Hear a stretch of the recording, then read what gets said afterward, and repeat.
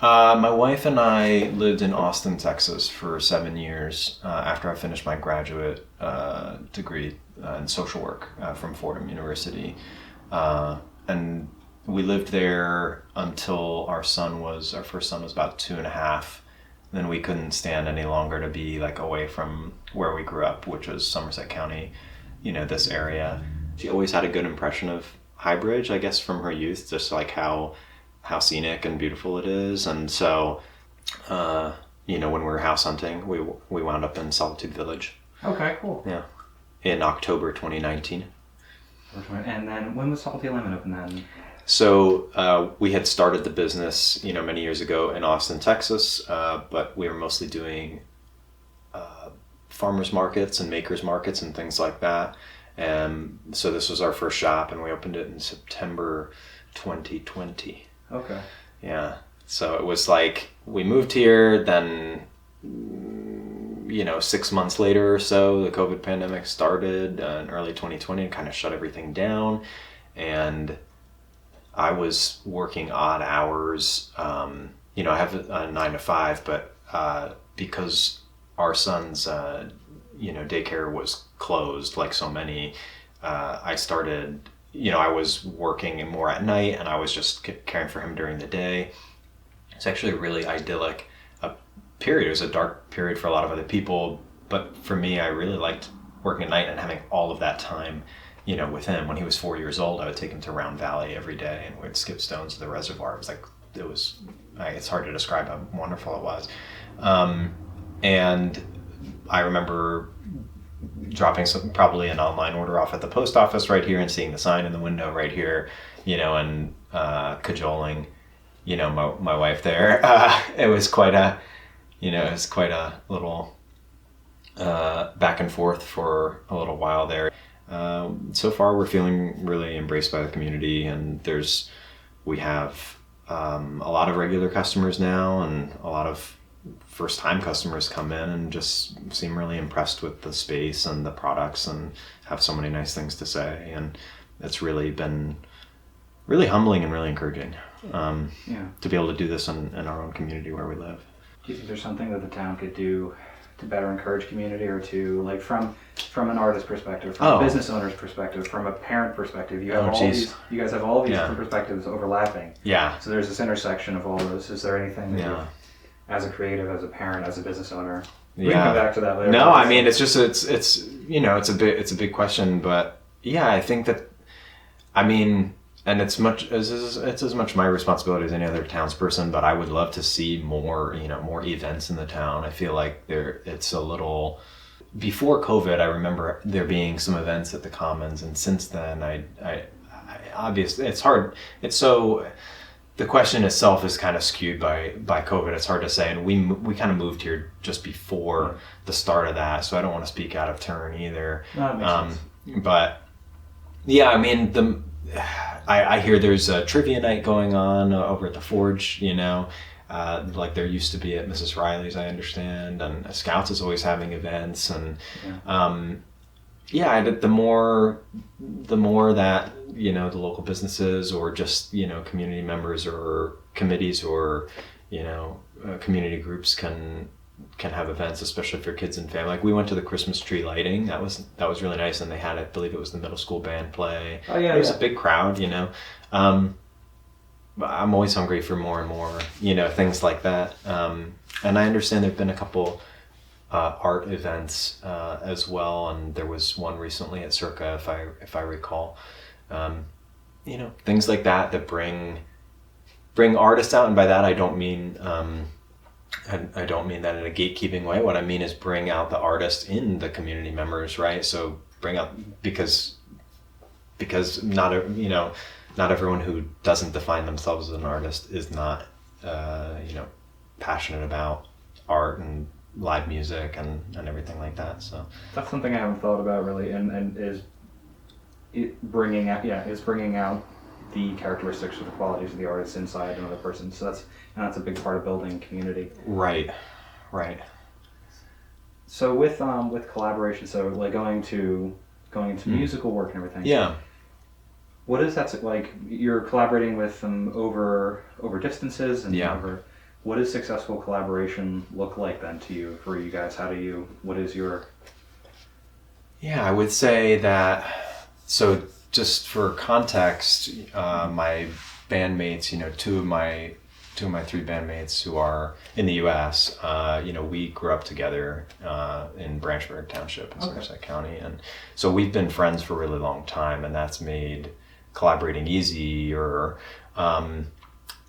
And we also bonded when we were younger over our fandom of music, and that we were singer-songwriters,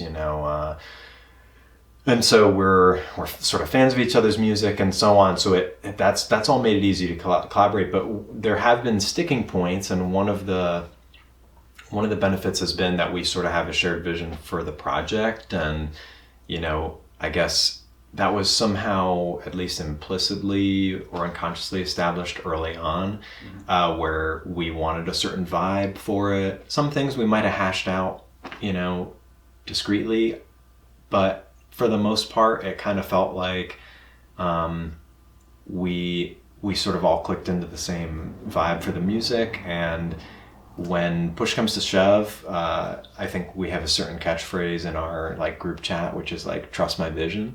And I know that sounds kind of weird, because that sounds more like monarchical, right? Instead of where I think people think, with a band or something like that, you'd want to be more democratic. But sometimes it's just the competition of ideas, and we have every respect for that, because we sort of respect each other as musicians and songwriters. And so sometimes hey, let me try this part, or and we humor each other at least, it's okay, I want to hear your idea. And then sometimes it comes down to a 2-to-1 vote, and we've sort of just agreed not to have hard feelings about it, because if I want a part to go one way, or something, or a more extreme example would be I wrote the vocals for this song, and then someone else winds up doing it. It's well, I'll do them on another song. You know what I mean? It's, and I'm gonna enjoy it more if I don't sing it, and I can just be sort of I can just enjoy it as a fan. It's the give and take of... Yeah. That's really interesting. So trust my vision is just sort of that's a great way to explain a specific work about how you guys work together. That's right. Maybe I didn't answer the question so well about working over distance. That's more been because of COVID. Yeah. Jeff, my bandmate, is right in Somerville, and he's the one with, he's the one doing most of the music production up front, that then Matt and Vic and I are sort of writing, vocals for that, and sometimes contributing other instrumentation. But so he and I think would be getting together a lot more if we felt there was really any need to, but we've been able to work well enough, as well as we're able to work with Matt down in Nashville, or Vic over in Paris, so it's we're 10 miles away, but we'll get together when we really need to. Otherwise, I have a little vocal booth in a closet in my house, and that's where I'll do my thing. And so how much of musical inspiration that you have, how much of your working together is escaping somewhere, or trying to get to a new location? When you work musically, is that this is my escape away from things, or is it an intentional journey to somewhere else? I love that question.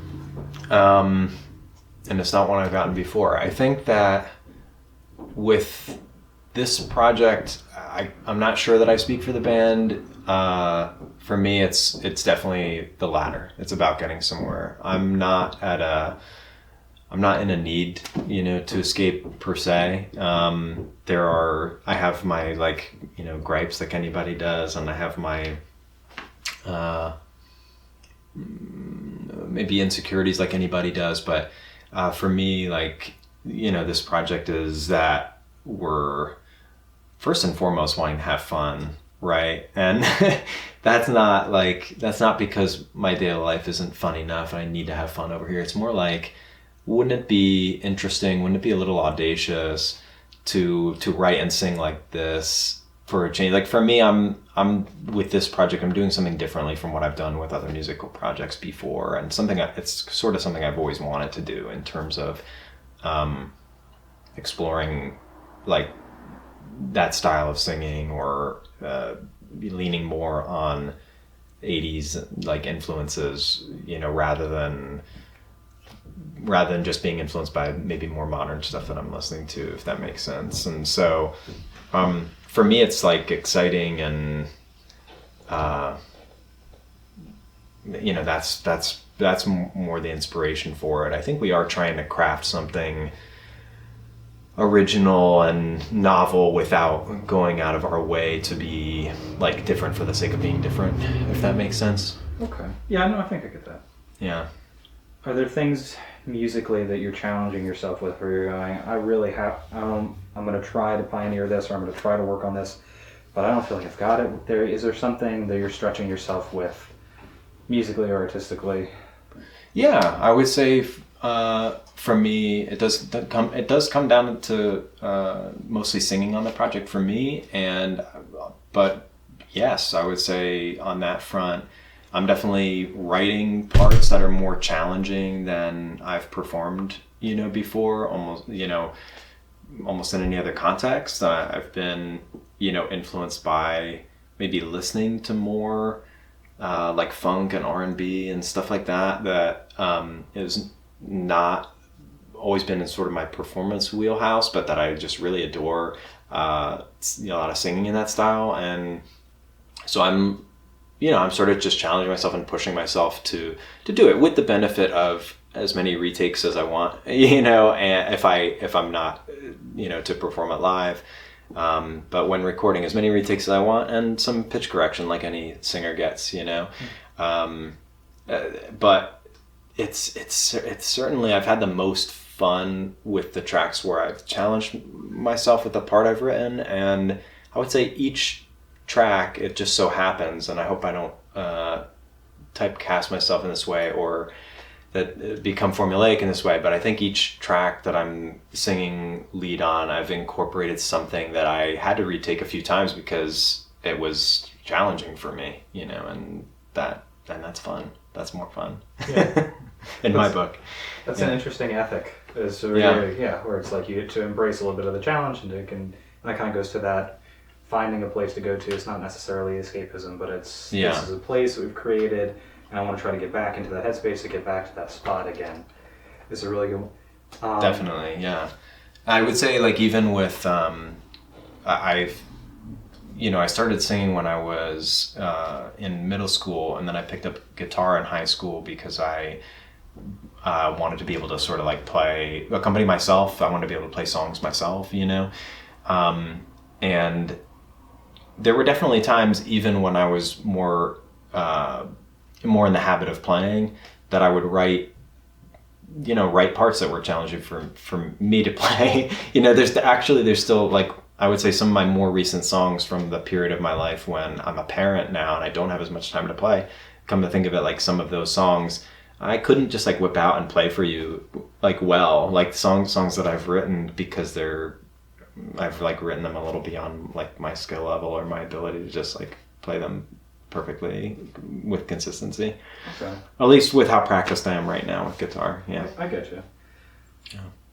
As you've gone through your life then, so everybody who is a creative or creates something, their body of work kind of ages with them as they age.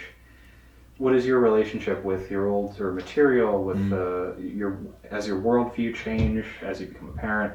What is your relationship with, like, for example, like some people, I'll go through old portfolios or old work and I go, I don't like this style I work with, I don't need to, I'll put that somewhere. Do you get rid of stuff? Do you put it in the back burner? So with older stuff, I don't know, I just appreciate it. I look back on it with fondness, frankly, like more than scrutiny, because I know that, I couldn't have known then what I know now, and some of it I maybe laugh at, or I think is,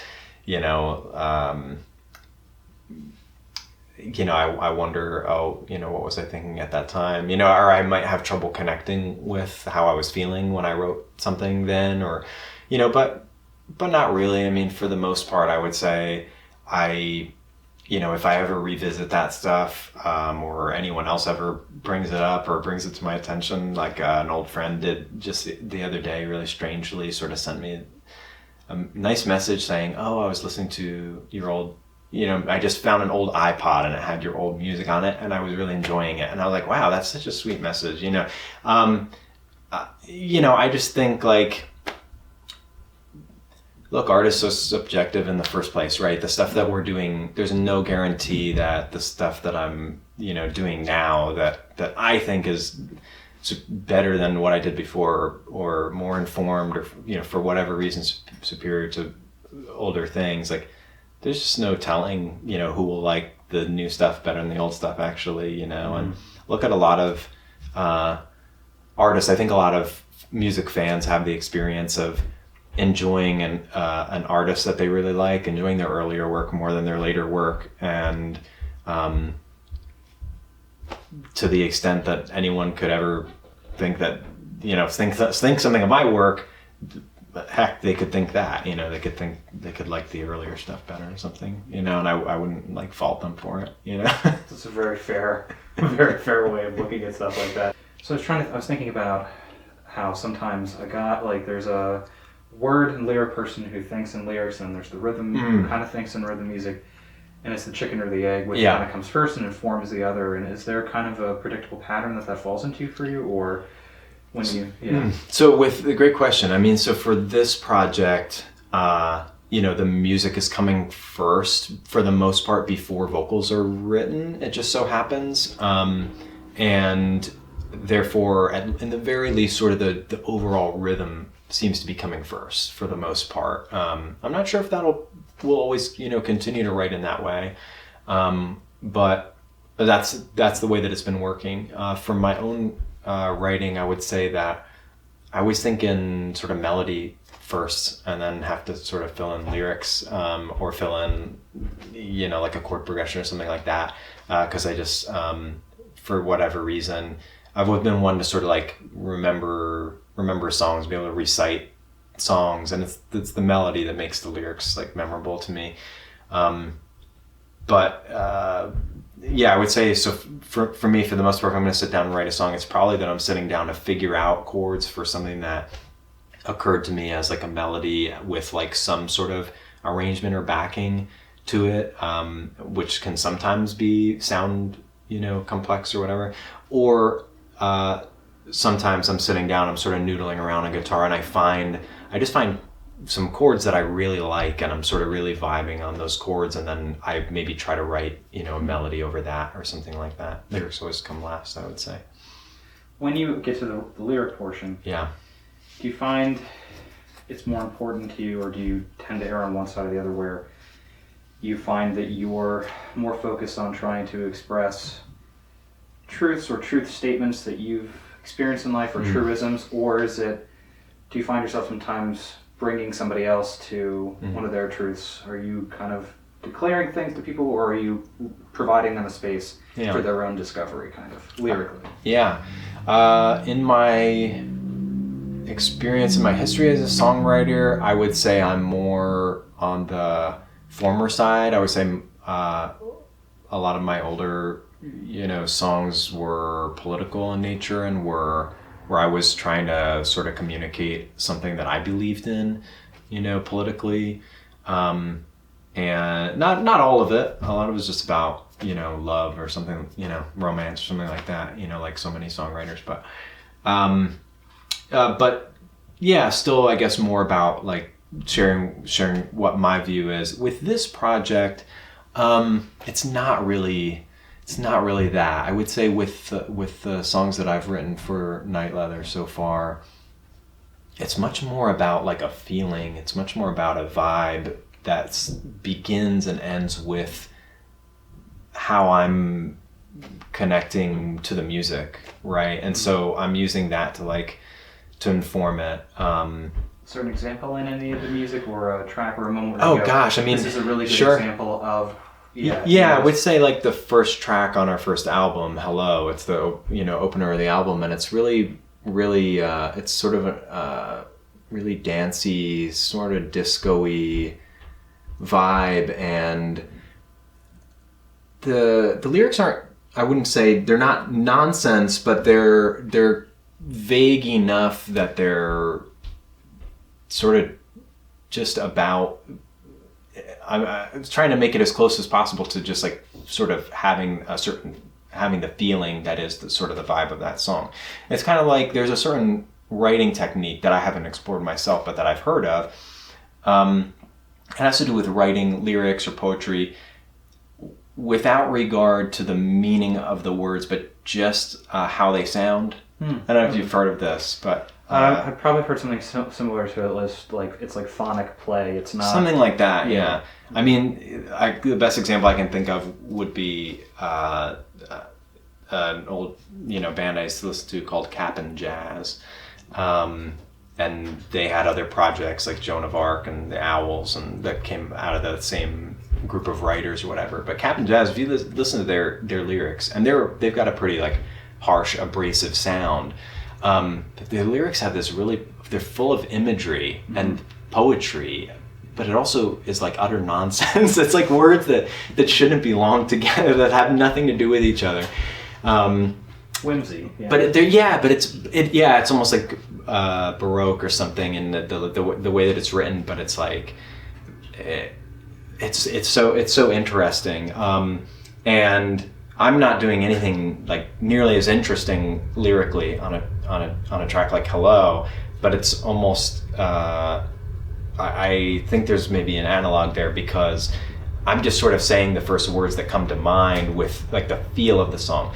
A very different example would be the track Sparks off our first album, where there was actually like a concept there. It's about an android who's in love with a human, and it's like that may or may not be like readily apparent either if you listen to it or look at the lyrics, but that's not usually the way that I write, but something about the first idea, the first lyrical idea I had for the song made me think about that, and then I decided to build on that concept. But that's not the way I usually write. I'd like to do that more. I think people like storytelling in lyrics, and maybe I'll do some more of that, with this project.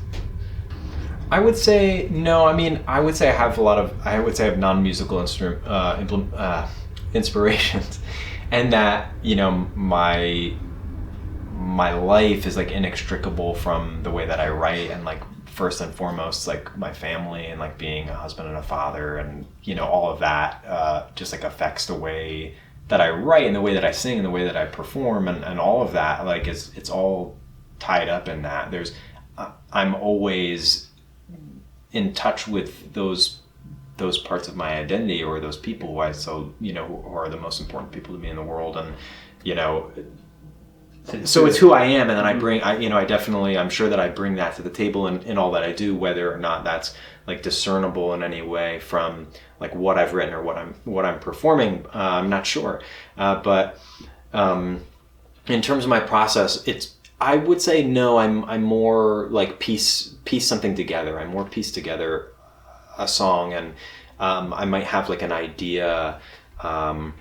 An idea for a musical idea that I can set aside and put on the back burner, and then maybe come back to later, and maybe because it's compatible with something else that I've written. And so for me, it usually starts with like one primary musical idea. It's going to be like a melody or a chord change or something like that. That's like some kind of hook, if you will, like in pop, terminology. Something that excites me. Okay. And then I say, well, I like this. How would I want to sing it or play it? And then I get attached to that idea and I build around it, basically. I would say that's my main process. But I'm telling you, listen to like the Silver Jews, for example. Their lyrics are so entertaining, and like the dude just has a million. It's like he has a million one-liners, and I just think he must my hypothesis is that he must have just like a journal Uh-huh. where he just writes down these individual lines, and he just comes back later and just puts together like any that rhyme, because they use, for the most part, pretty conventional rhyme schemes. And part of the reason the lines hit really hard is because they do rhyme, you know. But it's beautiful. It's like beautiful poetry, and it sounds really effortless. But it feels like independently written lines or stanzas if you really like look at it closely. And then maybe they were just mashed together, but like it winds up being just the coolest lyrics. And it's like, well, why not do that, you know, as your process? For me, I don't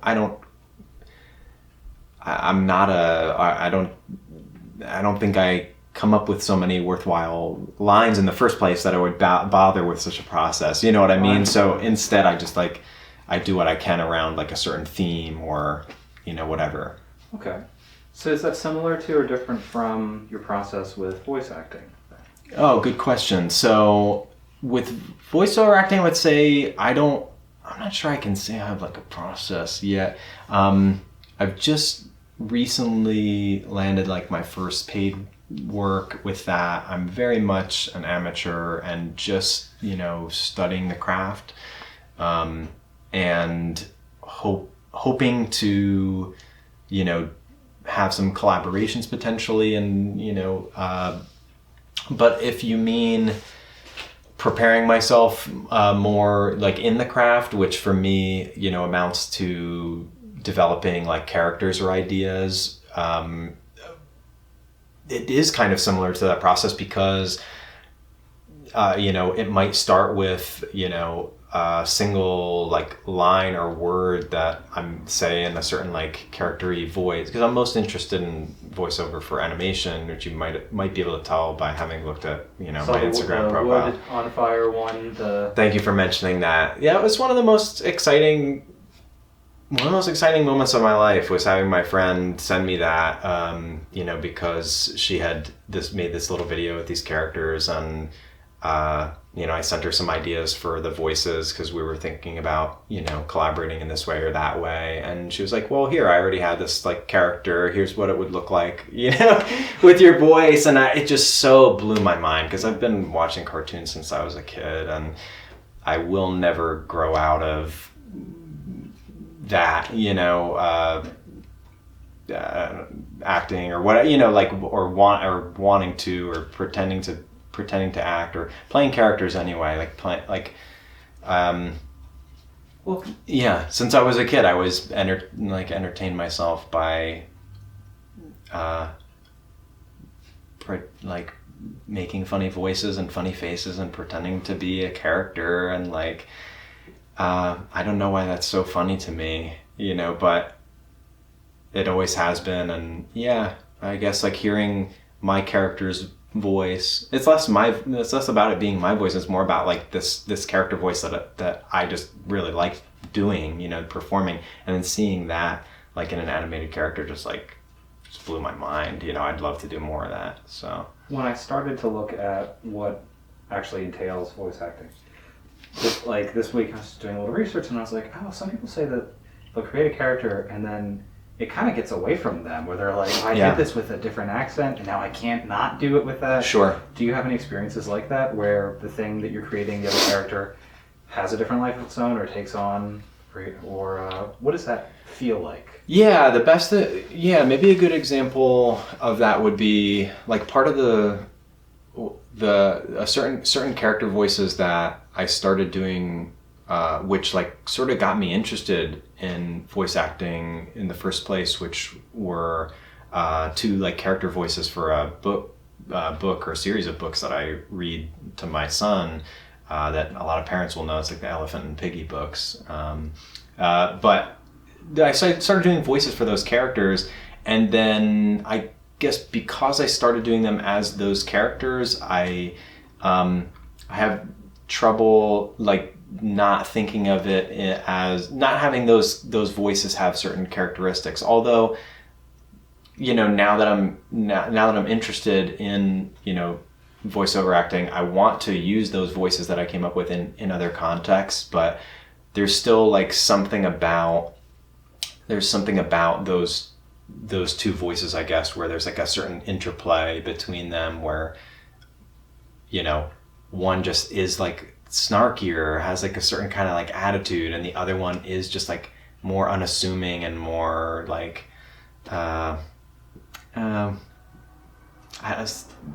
softer. I don't know how to one's harsher and one's like softer, and I could not ever see doing like reversing those roles for those voices. But as I understand it, and again, I'm very new to the craft, you know, and I'm an amateur, but you know, people who do like more character-driven voice acting, like for animation and such, and even experts in the field like sort of recommend that you sort of develop characters that you have sort of in your back pocket, so that when you go to audition for something, you're really like pulling out that character and then maybe augmenting it if you need to, like if it needs a certain accent or something like that. But it sounds a little weird because it kind of sounds like it's kind of like archetypes of characters, right? But like I would say for every like voice that I've latched onto in the last year or so, since I've gotten really interested in voice acting, as soon as I sort of find something that I like, whether it's like a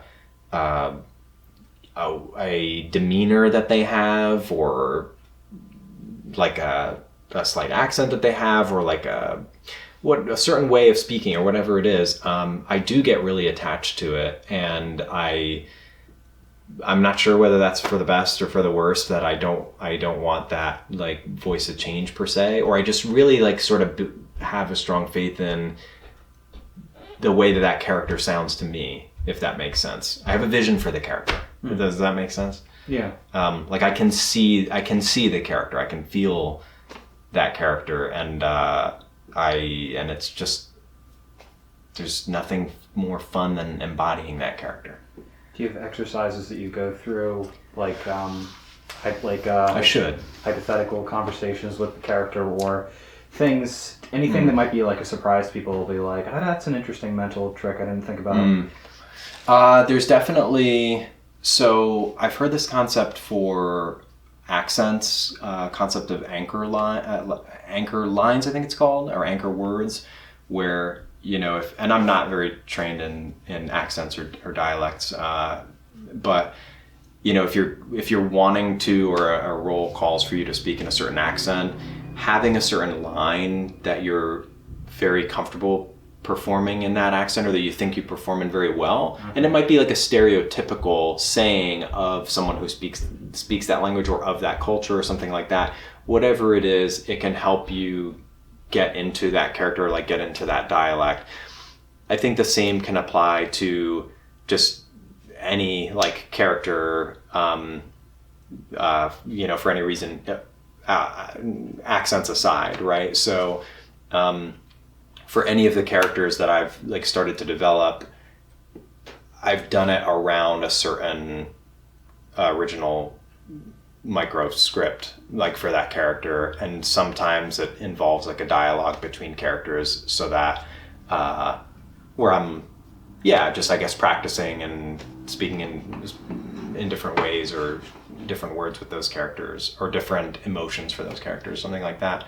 And I feel like I could, if I want to get into a character, I can call up that like original line for that character that is essentially just something arbitrary that I've come up with. Yeah. I got you. It's like a warm-up kind of a note or sound to it to put you in. So like a reminder, right? If I'm like, I want to speak in this voice for this like character that I've given this name, let's say, and I'm you know, I want to do this like character right now, I'll just do that interchange like between those characters, and I'll then gets my voice to where, you know, I'm more speaking in that character's voice, if that makes sense. Do you have a notepad or book or something, or some way that you keep that in order, or if you like? I do use my phone to take like notes.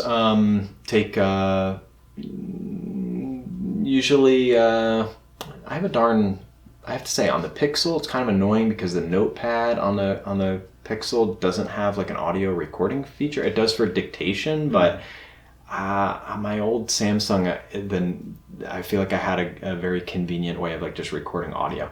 So instead I'll record video and then I have like an audio extractor from video and then I'll name those files and it's very easy for me to call them up. And I don't have such an overwhelming number of characters. Sometimes I feel like I would have a ton if I spent more time with it and like purposefully was trying to develop as many characters as I could. Instead, I feel like, I've come up with a good big handful of like 20 or 30 different like, voices and tiny scripts that would be like my go-to or a starting place to work from if an opportunity presented itself to do a character. Yeah. That makes sense. Yeah. I forget who we were talking to, but it was something about how somebody who is innately creative deals with being wrong or self-correction or growth. And so I always wonder about, is a person's relationship with their creativity similar to their relationship with how they feel when they are wrong about something? And small something would be like, oh, I didn't know that. I've learned that now. Or is it the person who kind of pushes through and goes, no, I really have this and I want to get this right?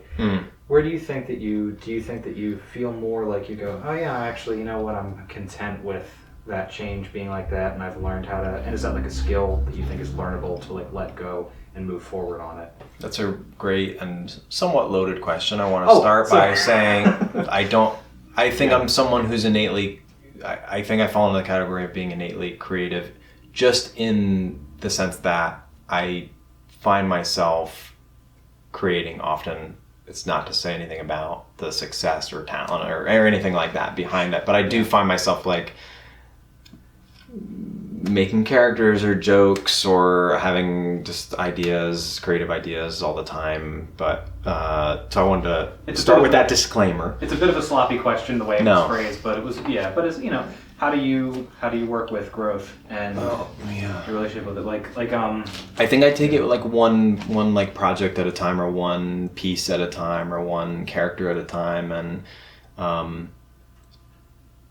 develop a certain like vision for it or one song or whatever, and find that thing about it that is entertaining to me or that made it worthwhile in the first place, and keep that as the focus or try to keep that as the focus and figure out the best way to sort of accentuate that or support that and build around that, and maybe in that regard that doesn't say anything about like growth within that one project or that song, but I'm certainly receptive to feedback, and I do like to share things with people I trust and get feedback and take it into consideration. And goodness knows I have a lot of friends and a lot of friends in whatever discipline I'm trying to create in who are more talented or more educated or more skilled, that I can lean on for feedback, and then I can grow, from that, even within a song or project. But otherwise, I like sort of taking things one phenomenon at a time and letting that thing be what it is, having everything to do with the moment in which it was created as well. Like you mentioned before about, older work or whatever. And it's like, well, thank goodness for the older work, because aren't we all nostalgic sometimes? And whether it's my older work or some other, some artist's older work, being able to revisit that and sort of like recapture some of that feeling of that moment, either where I was or in my life at that time, or just events that were special to me, or whatever the case may be. I think the growth happens in between what's being created, where hopefully I'm growing like as a person with things that I'm learning and people I'm meeting and new perspectives that I'm gathering, and then that's hopefully informing whatever I create, so that you can see growth over the course of my work, you know. That kind of leads naturally into, as you develop more professional experiences, is there something specific, a trait that you picked up, something you learned where you're like, oh, that's really helpful in developing a professional acumen? Like something that's made you a better business person or a better operator of these more artistic things? Oh, boy. I sincerely had I was like, I'm really interested actually in all these. That's a really cool question. I mean,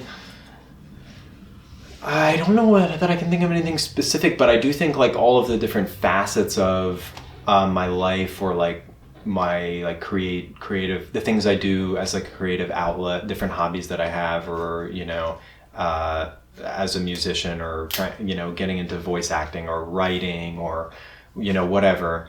I do think they all bleed into each other, and also my education background and social work and philosophy before that, and then you know my professional work, which is in sort of it's in a professional capacity, it's in a nonprofit and like helping capacity, and yeah, that I think all of it could be boiled down to just like thriving on and striving for like connection between and among people. Is there a philosophical doctrine or a writer or something that, not that you actually like, but that you struggle with, where you go, this person has points, but I just can't agree with it, but that somehow makes you identify with that person in a way? Yeah, philosophical doctrines is the territory that I declined to go to earlier, because I don't want to get on like get on any kind of soapbox or anything like that. But yeah, just like, and you see it in our politics, you see it in our, I think people are waking up more and more to sort of like class inequity in the United States, and you have this term like hyper wealth that you maybe didn't have or wasn't in the collective consciousness, you know, some decades ago, or you have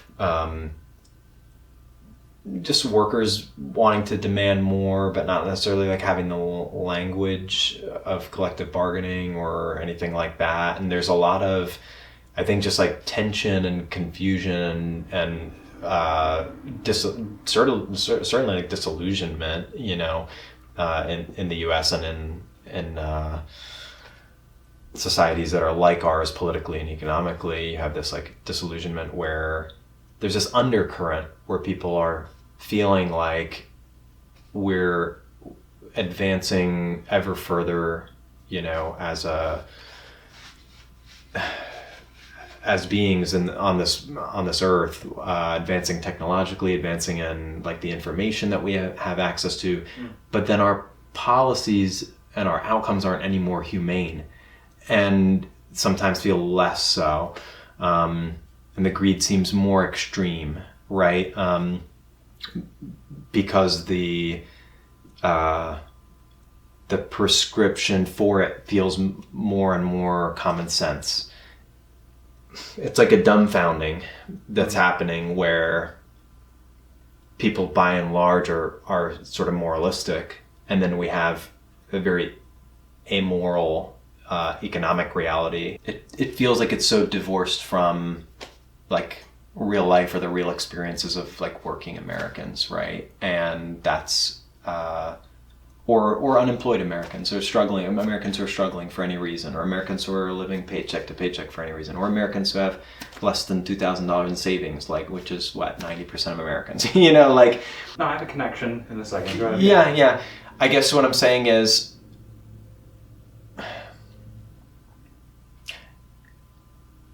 we're all aware of it, but it becomes like cliche to be, you know, railing about income inequality or railing about hyper wealth or billionaires all the time, right? So instead, you know, we sort of just collectively agree, like, maybe nothing could be done about that, or, you know, maybe we'll maybe we'll like elect more socialist, candidates, like, or democratic socialists. So maybe we'll like get more people with common sense in there or something like that.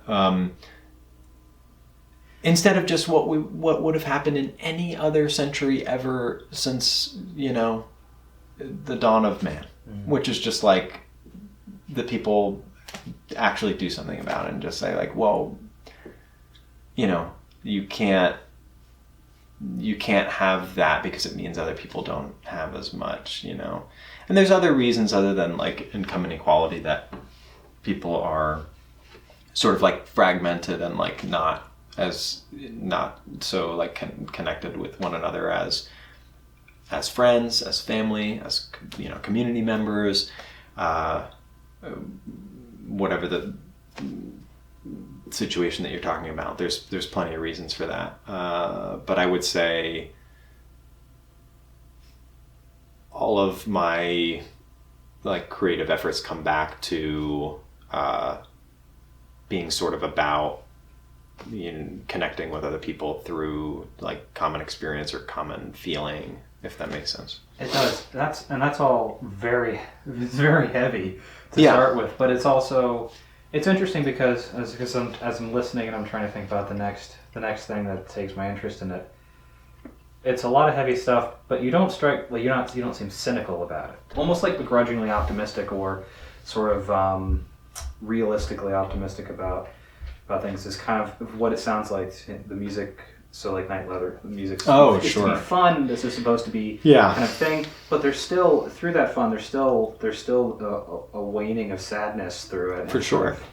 Can you elaborate on that a little bit, like how? So I definitely can't. In this case, I don't feel right speaking for like my my bandmates who are also songwriting and the on the project, but for example, like the opening track on our new album, which the album's not released yet, and the opening track was not one of the singles, so that's not out yet either. But it's this sort of deep and winding narrative about like confronting a moral and corrupt leadership, and it turns out to be maybe our first and most overtly sort of political track. But the rest of them, I think, have an angst. We're not bashful about using that word, and have like a we've come to sort of connect with that sort of feel at home with that sort of vibe, sort of a mournful quality that in this like expresses itself as like a goth or like dark wave kind of vibe. Perhaps part of it is that like we don't consider ourselves just this or just that band. We're not like, oh, this is our like goth, album or whatever, because it's not just that. We're sort of like delving into or incorporating this or that musical technique or style or genre or vibe to tell the story of whatever it is. Not necessarily a narrative story that comes off in the lyrics, but that is sometimes the case, in order to sort of connect the dots and share the put that vision together for the song, if that makes sense. Like it's all in service of the song, like so, and it's how we could, I guess, wind up having these couple of albums that I think some people would listen to and think don't sound terribly cohesive, or like, oh, how is this song on the same album as this song, or whatever like that. But for us, it is cohesive. For us, they are sort of in the same vein, even when they're sort of very different genre-wise, and not even just because the same person's singing lead on this one, not at all. Just maybe because it's all drawing on the same like bed or collection of influences, some of which we share, some of which are like particular to the individual members who are contributing writing on the project. And yeah, a lot of the way that the overall like overarching style or vibe of the song moves does begin with the way that Jeff, our producer, is like setting it up in the first place, and the For him, I think he's described it as like that he challenges himself also, not to make it more complicated or different just for the sake of itself, but just like he's been making electronic music for so many years, and exploring different styles, and has found different things that he likes in so many different styles, so he can kind of meld those together. And make it work in a way that doesn't surprise or unnerve his bandmates, because we know him very well and his writing very well. I mean, when you do write a song, when you're successful, however you define that, when you're successful in writing a song, when you think you've done it in the most conscious way, was that deliberate, or were you following where your inspiration or where your muse or where that idea like led, and you get attached to ideas. So I often think of this one concept of like freedom in artistic expression, the notion that, and I don't know who said it or described it, but the idea that when you're an amateur in something, when you're untrained in something, take an instrument as like the simplest example, because everybody knows that it's not so easy to learn to play piano. There's a lot involved in that, right? Mm-hmm. And there's all sorts of different styles and disciplines on piano that you can learn, right? Someone would not be free to express themselves as a pianist if they had never played piano before and you sat them down on the bench and said, go ahead, play whatever you want. That freedom is only an unencumbrance with requirement, which is a very simplistic like version of freedom, right? Whereas someone who's an expert pianist, to some extent, has much more liberation in their playing, right? They could decide to play, this, that, or the other style or particular notes or changes or what have you.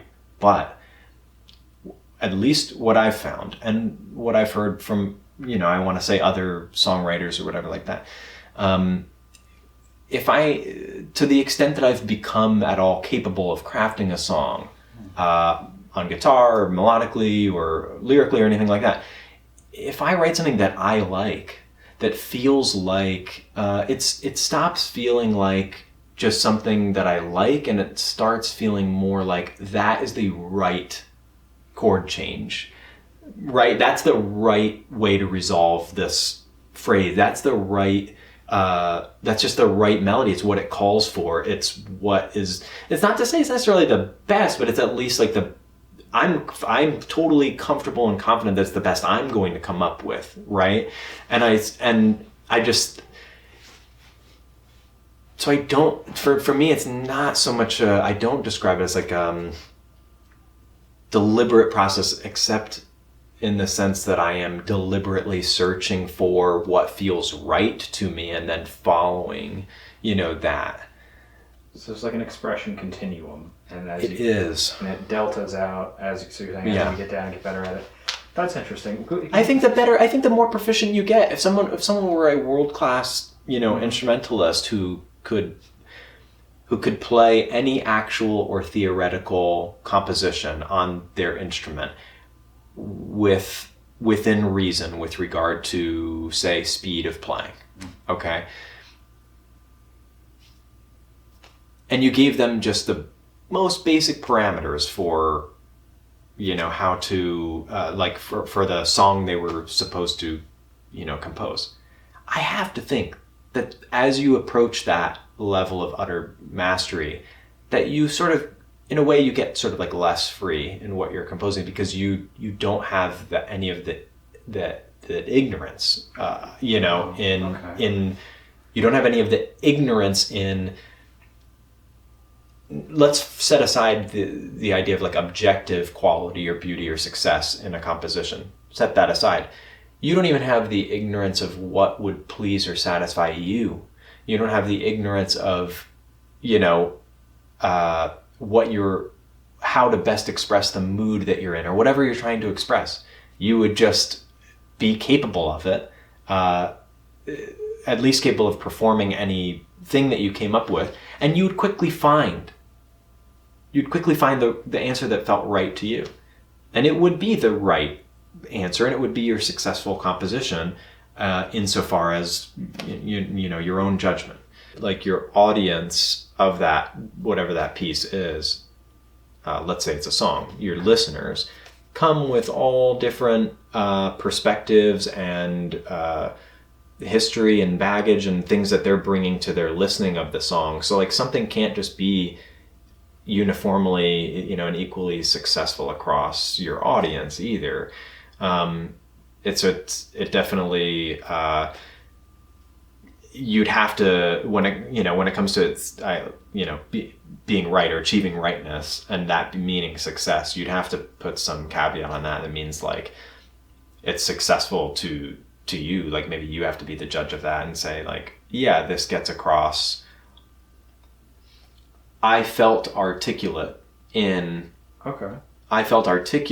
artistically in crafting something that represented the way that I was feeling, right? That would be something like feeling successful. That's a great, I wouldn't have thought of it that way. That's a great way to think about it. Thank you. Yeah. Because I kind of talked about that imperative, that when you're saying that this is right. Yeah. There's almost sort of a philosophical element that I hear. Right, definitely. There's an imperative to doing it this way. Yeah, sure. Yeah. Okay. No, I mean like in the master, right? The master instrumentalist could say like, it's not that it must be this way, right? They could say for the sake of it being different or wrong or experimental or not what I'm meaning to express, it could be this other way instead. Or there could be some triviality to some part of it. There could be some incidental part of it that doesn't weigh on its success. It could be that, I used this note in this chord instead of this other note, and that's one chord in the whole song, and it's not making a difference this way or that way, right? Or there was a fraction of an extra second of swing into the way this rhythm was played in this one part, and it doesn't make a lick of difference or something like that. You could have that. I think. But otherwise, yes. If someone wasn't, if you weren't avoiding doing the thing that you thought was right for any good, for any such reason, I do think it would have to take on an imperative quality. Interesting. And for me, it very much takes on an imperative quality, despite that I'm not a master. Whether it's something, a melody that I've written that I'm singing, or